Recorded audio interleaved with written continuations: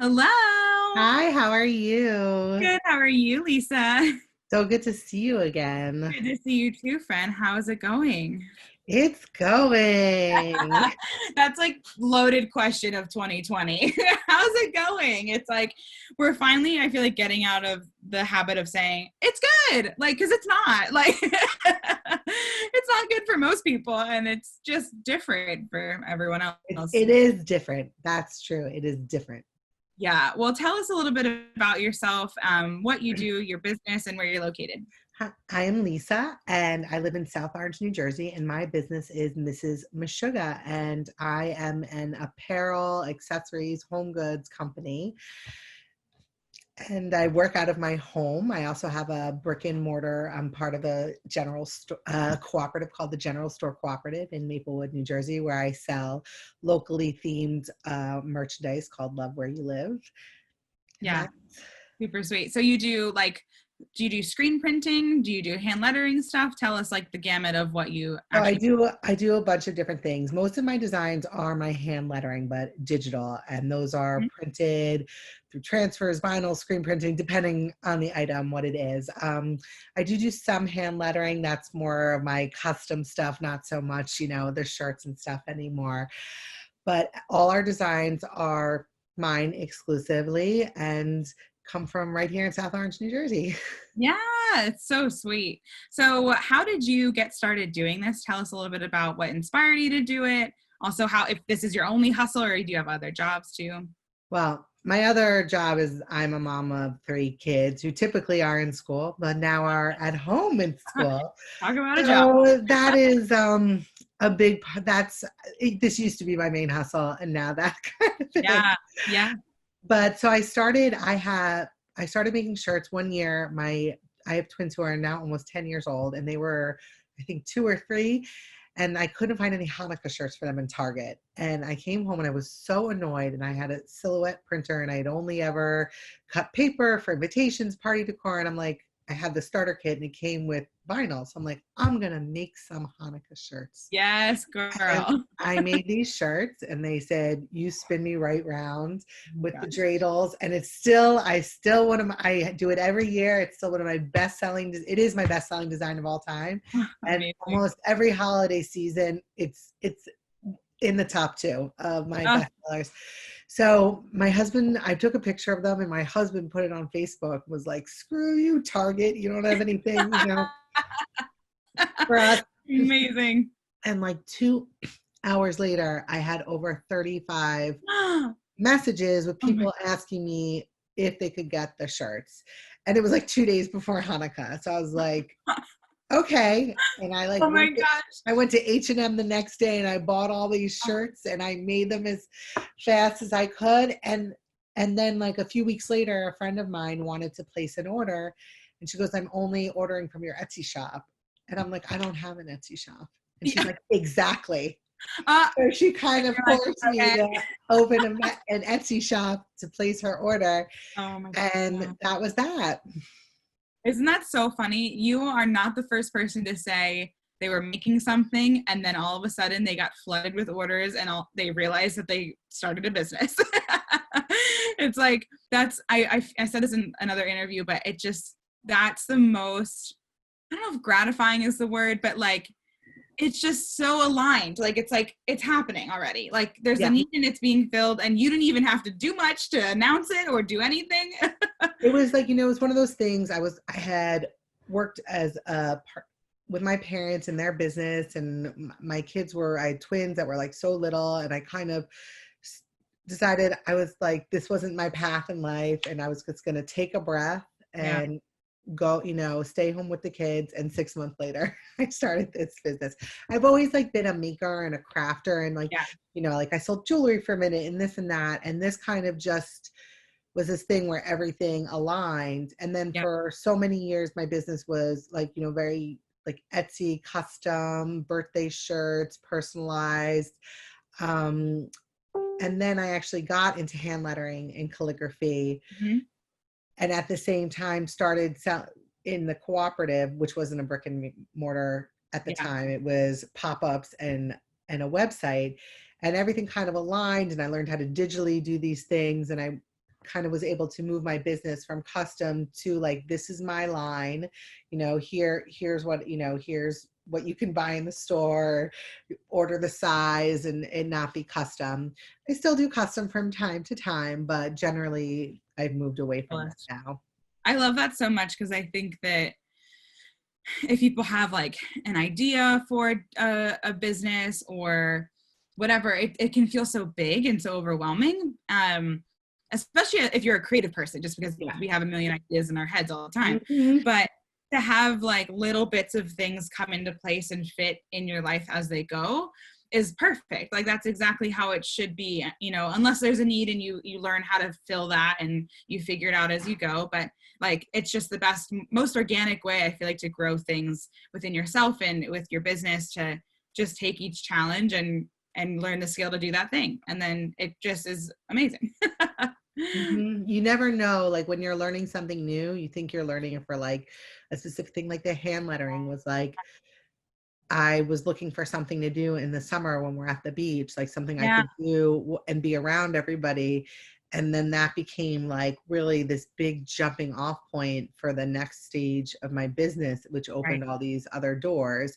And I thought I was going to go into calligraphy, which I tried for a minute, and that's not the business for me.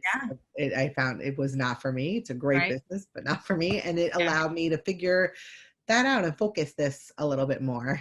Right. It's just a tool in your tool belt to then use for your own everything in your own line of stuff. Yeah. Yeah, exactly. I know it's funny. I have a product that did that same thing of like, I was already doing my own business, like my other things. And then a friend asked me to paint their dog on a piece of wood for them. And I love those ornaments that you do. Thank you. I love them. So, but the origin story of it is that she asked me and I said, yeah, sure. I was an art major. I can do that, but I haven't painted pets before, but I should try. And then I posted a picture of it on Instagram and said $12 for local pickup, $15 for it shipped. And that was the beginning of December. By Christmas, I had like 120 orders. That's a lot of pets to paint. It was insane. And every year it's been at least that many or more. That's amazing. They're so cute. They're so cute. Like, who would have known, like, it's I know. like exactly it is one of those things you kind of, sometimes things surprise you, like that you make, and you just kind of make like, and that is like, especially when you're a maker, you look at things like someone saying to you, can you paint a pet? Well, never done it before, but I'll figure it out, because it's like kind of like you just like, oh, there's a craft problem. How do I solve it?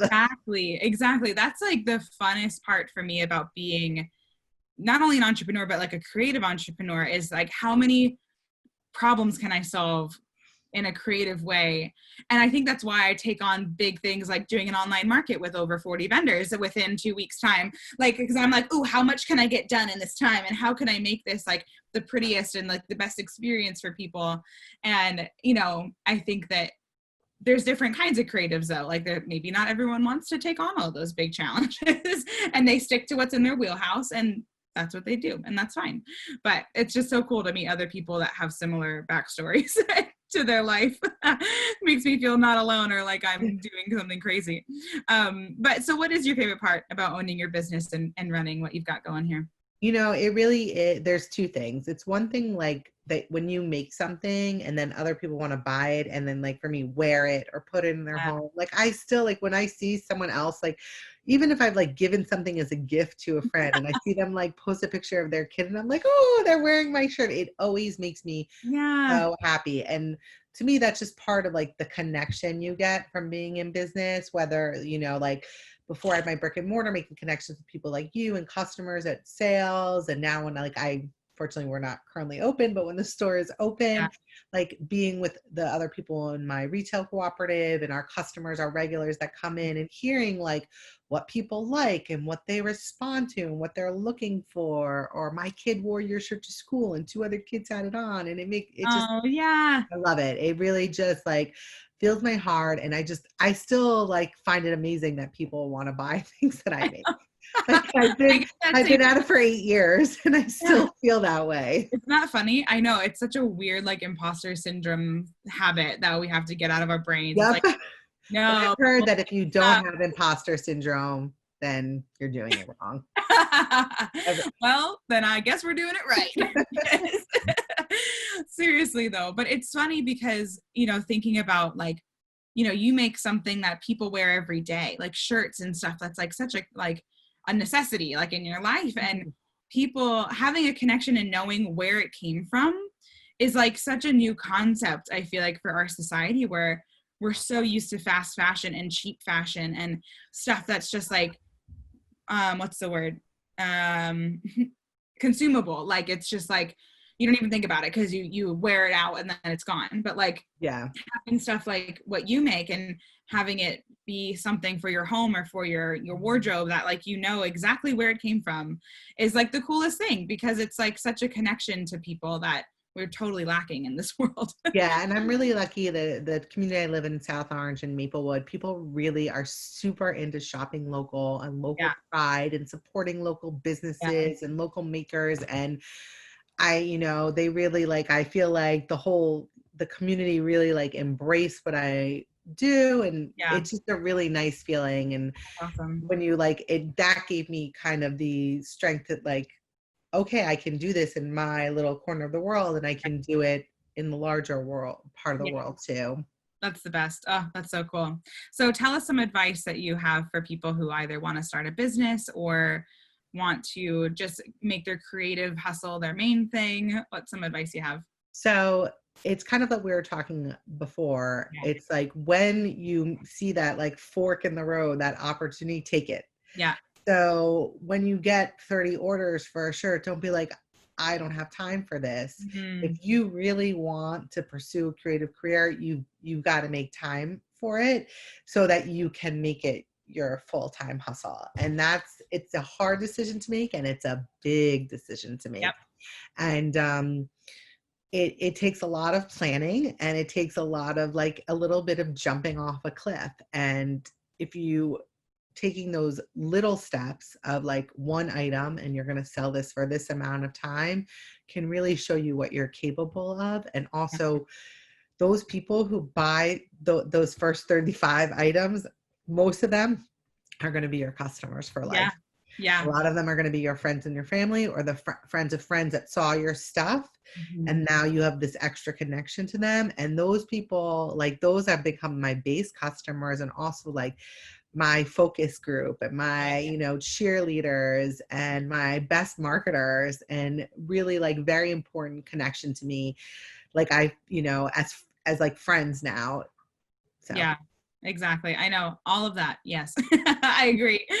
100%. I know it's the people who become like your private marketers for you are like, especially when you don't ask them to do it, is truly like invaluable. It's amazing. It's like, and besides it being like your mom reposting all your stuff, like I love that. My mom and dad are so good. They always share my stuff.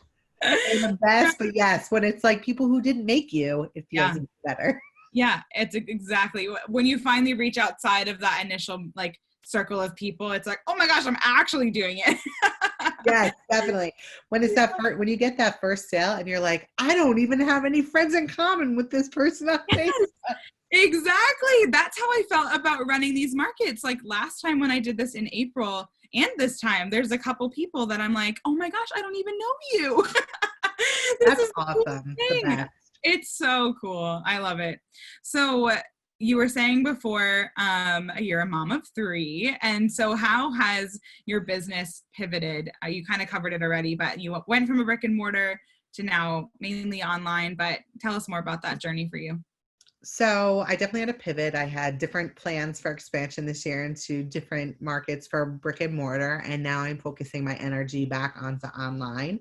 So I can have a broader market and reach more people and have products that don't just fit one zip code. And a lot of that has to do with the fact that there's a lot of uncertainty about what school is now, what school is going to be in the future. And I have 3 kids, school-aged kids, and I need to have the flexibility to, work around homeschooling them and all of that, and these kind of fluid times, but also being able to take my the more limited time and reach more people, especially as it's kind of retail, brick and mortar retail is a little uncertain. Even Yeah. things open, how many people are going to come, what are people shopping for?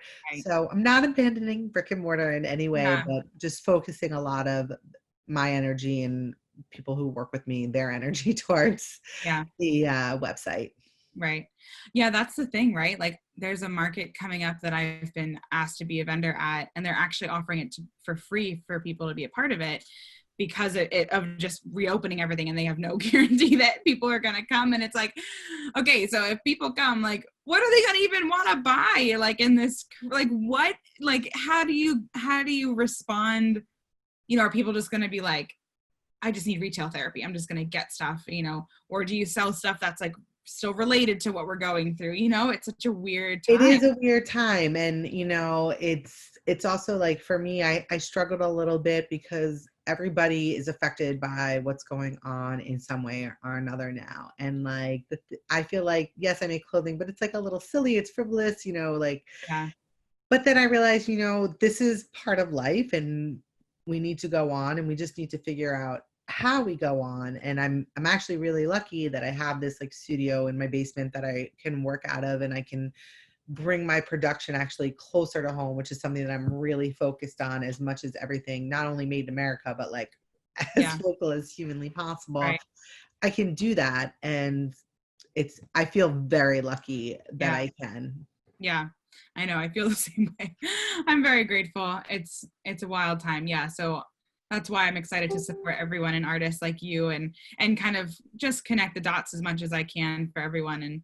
And yeah, whatever online presence people are doing, I think it's interesting to watch people decide if they're going to pivot or not. Like not all businesses were able to. Like some stay-at-home moms, similarly to you, that have a hustle, like just couldn't make it work to keep doing their side. It's really, really overwhelming. And this has been a very stressful thing for me for my business, because I kind of dove in like head first to brick and mortar retail and pushing my business to the next level the second my youngest went to kindergarten. Oh my So I gosh. had pivoted my whole life to this, and Yeah. then like not even Whoop, 6 or 7 months later, there's Yeah. this. And I have to say, like, with that, my kids are awesome, but my husband, man, he was like, no, you are not, like, you're not throwing your hands up and saying, Yeah. I can't do this business anymore, because now we have to, deal with all it is to have 3 kids home 24/7. This is your fourth kid. This is your creative, like, mojo, your juice. You love it, and it's your job. You Yeah. can't stop doing it. Right. And if he kind of hadn't done that and also given me the space and Yeah. continue to kind of be bodyguard to keep my incredibly clingy Yes. children away. Oh, Yes. What a guy. yeah. That's amazing. Yeah, that's awesome. Well, I'm so thankful to know you and to support you in your business. So how can people support you best right now? So what we were saying before, those fans who want to share our Yeah. stuff, show it. I understand not everyone can shop now. And honestly, everything isn't everyone's cup of tea. And even if you don't want to buy something, sharing it on your Facebook, your Instagram, especially, around like a lot of us, for me, I'm showing a lot of Father's Day stuff. I have all Yeah. my cute Father's Day shirts and stuff. Mhm. Um, it's really nice. It helps. And even if we just get some more Instagram followers or Facebook followers, it always helps to spread the word, like, comment, share, spread the Yep. love. It seems something really small, but it really does make a difference. First of all, it puts a smile on our face every time. I Yep. tell, like, it's a silly thing, Yeah. but it really does. And it really does help us make connections and, find other people. Yep, exactly. I know. And it's funny because it's like such a simple concept, but to like get people to do the thing sometimes is really hard. But you're like, it really matters if 10 of you just like this post, like it'll help. I don't think as a consumer, until you're on the other end, you don't really like, it's just like, oh, I'm just recommending something I like. But Yes. especially like a lot of my businesses are, my customers are moms. And when a mom hears you make a nice shirt for a birthday and it's soft and you deliver on time, that mom's going to hit you Yeah, up. It exactly. means Yep. a lot. Yeah, having moms on your side, they're the best customers. Seriously, yeah, because they love a review too. So, Uh-huh. They read the reviews. We don't have time for returns and nonsense. yeah, exactly. Oh my gosh. Yep. And you have a t-shirt that's in the virtual basket auction that people can try to win. So definitely go check that out, folks. It's one of your Father's Day ones, which is Yeah, really our notorious DAD shirt. so awesome. Well, it was so great to chat with you, Lisa. Thank you so much Always a for taking pleasure. the time. Yes, we will chat soon, friend. Have a good one. Bye. Bye.